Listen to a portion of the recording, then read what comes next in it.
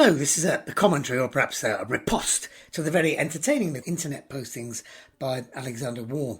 The one I'm talking about here is called Sweet Swan of Avon and is mainly, as you might imagine, concerned with Ben Jonson's elegy in the first folio.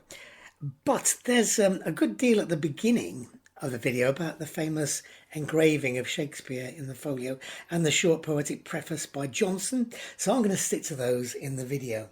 And Waugh's first comment is that the engraving makes Shakespeare look rather stupid. He notes that there is a line underneath the chin, which makes it look as if he's wearing a mask. Well, people have said this.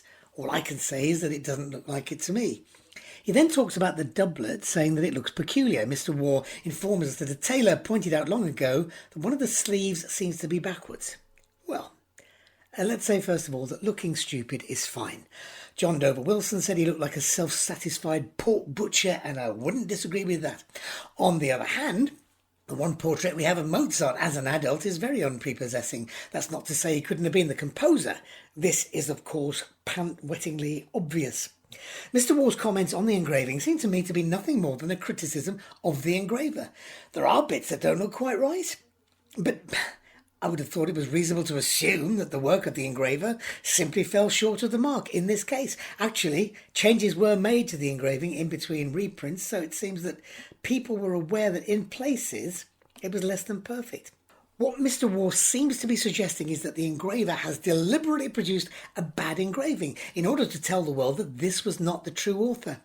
Why exactly would he do that? If he was paid to do it, then it must have been a good deal of money, because he was being asked to trash his professional reputation. Imagine the conversation. Well, Mr. Hemmings, Mr. Condell, you like the engraving? Oh, yes, good, like. Very good. Oh, only was wondering if you could make it a bit more, a bit more crap. Crap-like. Crap? Yeah, you know, really rubbish. Like he's got his arse on backwards. Yeah, and like the doublet could be really unconvincing, crap. Crap, you say. Certainly. Crap it is then. Well, I'm convinced. I don't know about you. Or else he's asserting that the engraver knew about the deep secrets of Vere's authorship and wanted to tell everyone through his engraving, which suggests that it wasn't much of a secret. The face seems pretty good to me, and we should perhaps remember that the engraver is working on this after Shakespeare's death. He'd had to use sort of 17th century Photoshop to put in a posh doublet and a collar onto the bit under the face. But all in all, it looks remarkably like many other portrait engravings of the time. Anyhow, we now move on to the prefatory poem, and again, lots of subjective judgments. He says, that figure that thou here seest put is not very complimentary.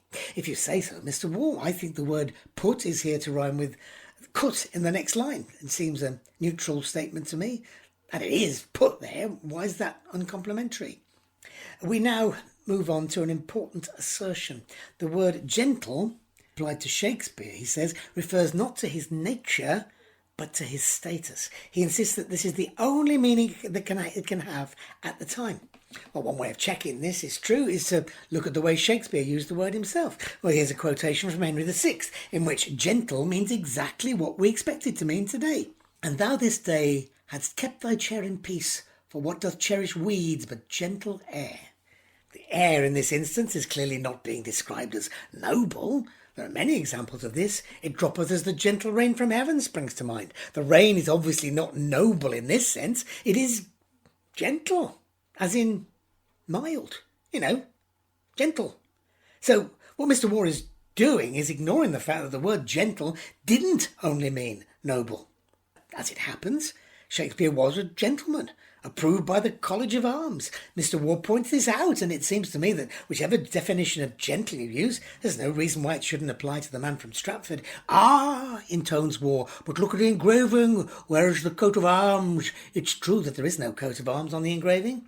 Also true that noblemen frequently did have one in their portraits, but Mr. Waugh is building an awful lot on this assumption. We don't know who commissioned the engraving. If it was Hemmings and Cornell, and there are many possible explanations.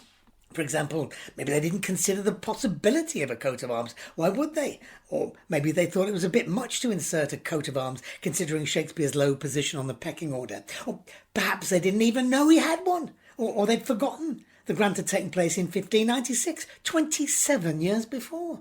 Why would you expect them to remember? How would you find out in 1623 what it looked like anyway. You'd have to apply to the College of Arms or go to Stratford and hunt down one of his family, a return journey from London of 4 days minimum, so maybe it was just too much trouble and expense. In the poem, Jonson praises the engraver and in this connection mentions the word brass. At the time, the words for copper and brass were interchangeable, as you can see from the evidence on your screen. Again, Waugh makes great fuss about this. Obviously, he's implying that something brazen is going on. Well, yes, brazen does literally mean made of brass, but engravers worked on metal. His mention of the image in brass is perfectly reasonable as a description of the engraving process. Droshut has literally drawn his face in brass. So, obviously, that's what Jonson means. Nothing to do with brazen hussies and brazen-faced varlets. It's simply a reference to the engraver's art. Sometimes, as Freud remarked, a cigar is just a bloody cigar. The part that follows is a tortuous history of a code. In this case, he counted the metric feet. He could have counted the lines or the number of occurrences of V for Vere or the total number of letters. So obviously it's very easy to cherry pick the parameters that give you what you want to find. And everything is then multiplied by 2, which appears acrostically in the poem. But why not subtract 2 or divide by 2 or add 2 or use the option of ignoring the occurrence of 2? As always, Mr. Waugh gets to pick how the numbers are manipulated. And now, we come to one of the easiest assertions to dismiss in the history of assertions, or possibly in the history of history. When W is replaced by re, says Mr. Waugh, it's a reference to de Vere's motto.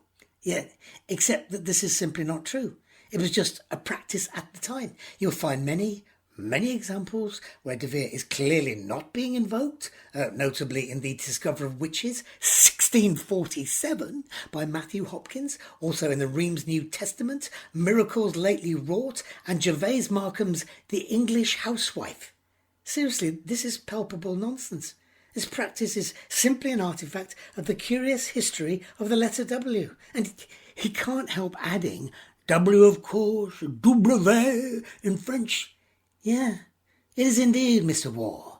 The letter truly was W, precisely. And that's the first part of the video, so I'm going to leave it there for now. Please use the comments section if you think I've missed something, or if you want to be rude to me, or if you think I'm lovely. Well, maybe not. Please press like if you do, and subscribe if you don't mind.